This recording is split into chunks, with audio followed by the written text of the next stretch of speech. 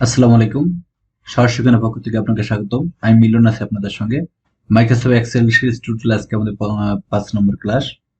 আজকের ক্লাসে আমরা যা যা দেখব, কার্সর মুভমেন্ট এর শর্টকাট কমান্ড গুলো কি কি, cell, row, column, sheet select করার একটি পদ্ধতি, ভিন্ন ভিন্ন রো এবং কলাম সিলেক্ট করার সিস্টেম গুলো দেখব। চলুন শুরু করা যাক আজকের ক্লাস। দেখতে পাচ্ছেন আমি একটি উইন্ডো ওপেন করে রেখেছি। এমএস এক্সেলে কাজ করার সময় কার্সর মুভমেন্ট অর্থাৎ কার্সরকে এক সেল থেকে অন্য সেলে নিয়ে যাওয়ার জন্য আহ, যদি আমরা মাউস দিয়ে ড্র্যাগ করে বা ক্লিক করে নিয়ে যেতে চাই, এটি গুড প্র্যাকটিস হবে না। আপনি যদি ইউটিউব ভিউয়ার হয়ে থাকেন তাহলে চ্যানেলটি সাবস্ক্রাইব করে পাশে বেল আইকনটি ক্লিক করুন। আর যদি ফেসবুক ভিউয়ার হয়ে থাকেন তবে ফলো বাটনে ক্লিক করে রাখুন। তাহলে আমাদের পরবর্তী ক্লাসে ভিডিওগুলো আপনি খুব সহজেই পেয়ে যাবেন।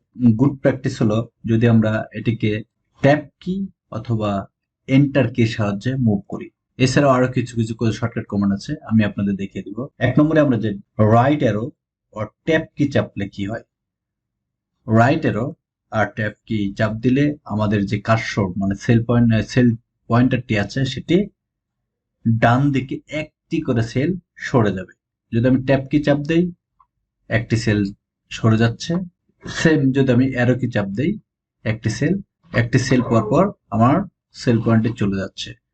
এটি হলো অ্যারো কি অর ট্যাব কি দিয়ে ডান দিকে শুধু মুভ করব। সেক্ষেত্রে আমরা চেষ্টা করব ট্যাব কি দিয়েই আমরা সেল পয়েন্টারটাকে মুভ করানো। এরপরে যেটা আমরা দেখব, লেফট অ্যারোর সাহায্যে সেল পয়েন্টার মুভ করানো। লেফট অর্থ বাম, আমরা যদি লেফট অ্যারো চাপ দিই তাহলে সেল পয়েন্টটি বামে এক ঘর করে সরে আসবে। এরপরে দেখব আপ অ্যারো চাপলে কি হয়। আপ অ্যারো মানে উপরে, যদি আমরা আপ অ্যারো চাপি তাহলে সেল পয়েন্টটি আমাদের এক ঘর করে মানে এক সেল উপরে উপরে মুভ করে চলে যাবে। ঠিক তেমনি যদি ডাউন অ্যারো চাপ দিই, এক সেল পর পর নিচের দিকে চলে আসে। এবার যদি আমরা কন্ট্রোলের সাহায্য নিয়ে অ্যারো কি দিয়ে সেল পয়েন্টটা মুভ করতে চাই, যদি আমি কন্ট্রোল প্লাস রাইট অ্যারো চাপ দিই তাহলে আমার সেল পয়েন্টার কলামের শেষে অর্থাৎ আমার যে টাইপ করা যে লেখাগুলো আছে সেটার শেষে চলে যাবে।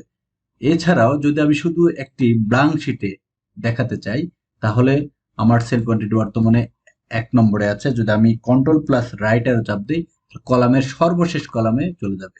এটি হলো আমার এই ওয়ার্কশিটের সর্বশেষ কলাম। আবার যদি আমি কন্ট্রোল প্লাস ডাউন অ্যারো চাপ দিই তাহলে সর্বশেষ রো অর্থাৎ আমার একটি ওয়ার্কশিটে যতগুলো রো আছে তার শেষ রোতে গিয়ে আমার সেল পয়েন্টার অবস্থান করবে। এইভাবে যদি আমি এখন কন্ট্রোল প্লাস হোম চাপ দিই তাহলে আমার সেল পয়েন্টারটি একদম শুরুতে অর্থাৎ 1 নম্বর রোর 1 নম্বর কলামে চলে আসে। যদি আমি কন্ট্রোল প্লাস এন চাপ দিই তাহলে আমার সেল পয়েন্টারটি ডাটা অর্থাৎ আমার একটি ওয়ার্কশিটে যতগুলো ডাটা আছে সব ডাটার শেষে চলে যাবে। এটি ব্ল্যাঙ্ক ওয়ার্কশিট, এখানে কোনো ডাটা নেই। এই কারণে আমি যদি কন্ট্রোল এন চাপ দিই এখানে কাজ করবে না।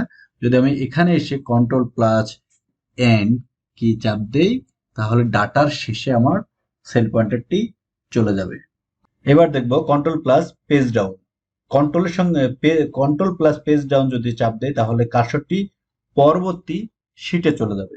অর্থাৎ আমার একটু তার আগে যদি দেখে নেই, আমার এখানে 1 2 3 তিনটি শিট আছে।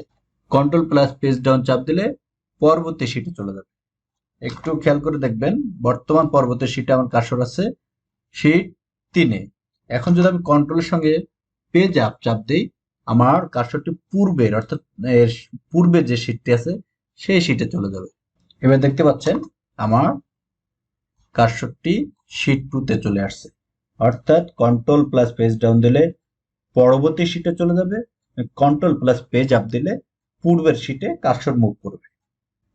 এবার যদি অল্টারের সাহায্যে পেজ ডাউন চাপ দেই তাহলে কার্সর ডান দিকে চলে যায় অর্থাৎ স্ক্রিনে ডানে চলে যাবে, এবং অল্টারের সাহায্যে যদি পেজ আপ চাপ দেই তাহলে কার্সর বামে চলে আসে। এই অল্টার প্লাস পেজ ডাউন যদি চাপ দেই কার্সর মোটামুটি 12 কলাম ডানে চলে যাবে, এবং আবার অল্টার প্লাস পেজ আপ দিলে 12 কলাম বামে মুভ করে। এই ছিল আমাদের কার্সর মুভমেন্টের শর্টকাট কমান্ডগুলো, যে কিভাবে আমরা কিবোর্ডের সাহায্যে কার্সরকে একটি এক্সেল ওয়ার্ক বুকে বা একটি ওয়ার্কশিটের বিভিন্ন জায়গায় মুভ করাতে চাই। এক্সেলে এক্সপার্ট হতে হলে অবশ্যই এই কার্সর মুভমেন্ট গুলো জানা থাকা দরকার। এই ছোট ছোট কাজগুলো জানলে আমাদের দৈনন্দিন এক্সেলে কাজের ক্ষেত্রে খুবই উপকার হবে। এবার আমরা দেখব সেল অথবা রো অথবা কলাম অথবা শীট সিলেক্ট করার পদ্ধতি। প্রথমে দেখব একটি সেল সিলেক্ট করা পদ্ধতি। একটি সেল মানে আমি যদি মাউস পয়েন্টার যেখানে ক্লিক করব সেই সেলটি সিলেক্ট হবে, অর্থাৎ ওই সেলটি অ্যাক্টিভ সেলে পরিণত হবে। এবার দেখব একাধিক সেল সিলেক্ট করার পদ্ধতি। আমি যদি কিবোর্ড থেকে শিফট কি চেপে ধরে ডান অ্যারো চাপ দেই তাহলে একাধিক সেল সিলেক্ট হতে থাকবে।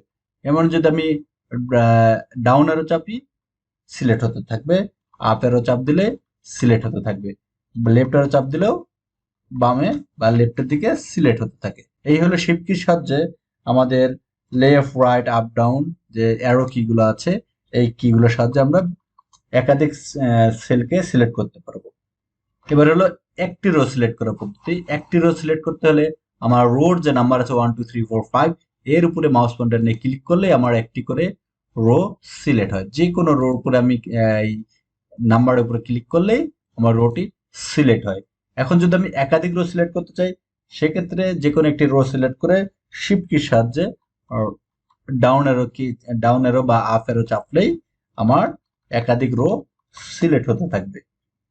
ঠিক তেমনি এবার যদি একটি কলাম সিলেক্ট করতে চাই তাহলে কলামের এ বি সি যে নাম্বারিং গুলো আছে এগুলোর উপরে একবার করে ক্লিক করলে একটি করে কলাম সিলেক্ট হয়। একাধিক কলাম যদি সিলেক্ট করতে চাই তাহলে শিফট কি চেপে লেফট অ্যারো বা রাইট অ্যারো চাপ দিলে একাধিক কলাম সিলেক্ট হবে। এবার দেখব সম্পূর্ণ শীট সিলেক্ট করা। সম্পূর্ণ ওয়ার্কশিটটি যদি সিলেক্ট করতে চাই তাহলে ওয়ার্কশিটের 1 এবং এর বামে খালি একটি কর্নার বক্স আছে, এই খালি কর্নার বক্সে যদি ক্লিক করে দেই তাহলে আমার সম্পূর্ণ ওয়ার্কশিট সিলেক্ট হয়ে যাবে, অথবা কন্ট্রোল এ চাপ দিলেও সম্পূর্ণ ওয়ার্কশিট সিলেক্ট হয়ে যাবে, অথবা কন্ট্রোল প্লাস স্পেস বার দিলেও সম্পূর্ণ ওয়ার্কশিট সিলেক্ট হয়ে যাবে। এবার দেখব প্রয়োজনীয় সংখ্যক সেল সিলেক্ট করা। যেখান থেকে সেল সিলেক্ট করতে চান সেখানে মাউস পয়েন্টার নিয়ে ক্লিক করে শিফট কি চেপে যতটুকু মানে আপনার প্রয়োজন অনুসারে যে যতটুকু সিলেক্ট করতে চান ওই পয়েন্টারে নিয়ে ক্লিক করতে হবে। সেক্ষেত্রে অবশ্যই শিফট কি চেপে ধরে থাকতে হবে। এই হলো প্রয়োজনীয় সংখ্যক সেল সিলেক্ট করার সিস্টেম।